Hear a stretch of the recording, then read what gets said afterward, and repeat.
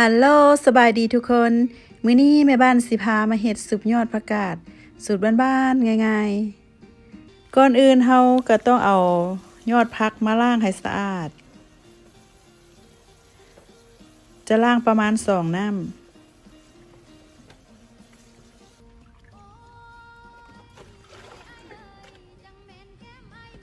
อันนี้จะเป็นยอดถั่วน้อยหั่นที่ว่าแม่บ้านปลูกให้พวกเจ้าเบิ่งหั่นก็พี่น้องเอาใส่ซุปน้ำกันแซ่บๆก็มันจะกรอบๆดีฮะนะหลังจากนั้นก็ล้างให้สะอาด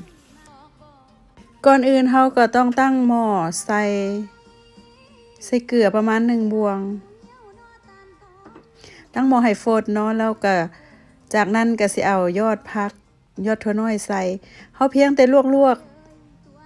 ประมาณ2-3 สเก็นนี่แหละพี่น้องเอ้ย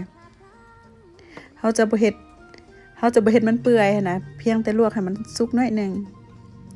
แล้วก็จะเอาใส่น้ำเย็นที่ว่าป่นกับน้ำแข็งเพื่อให้นอกแล้วก็จะลวกผักต่อจะลวกประมาณ2-3 นาทีนี่แหละผักนะจะบ่เฮ็ดเปื่อยปานใดหลังจากนั้นเฮาก็เอาใส่น้ำแข็งใส่น้ำเย็นนะนอกแล้วจะมาซอยห่างๆค่ะนะ อันนี้จะเป็นเครื่องปรุงของ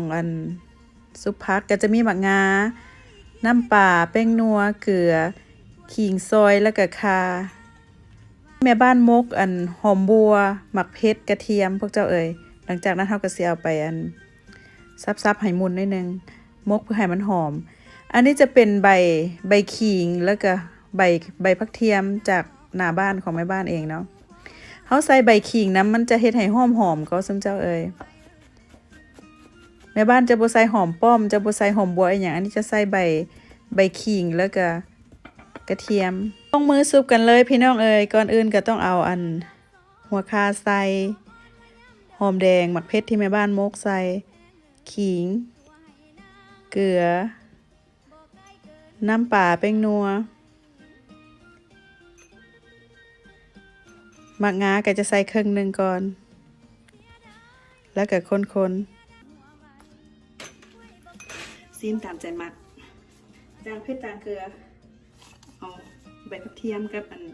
ใบขิงโรยวันนี้มาซีมคือว่าอะไรพี่น้องเอ๋ยสูตรในบ้านจะบ่ใส่จะบ่ใส่ปลาแดก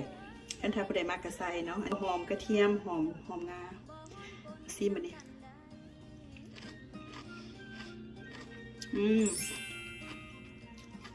แซ่บจุปักซุปยอดผักกาดกับ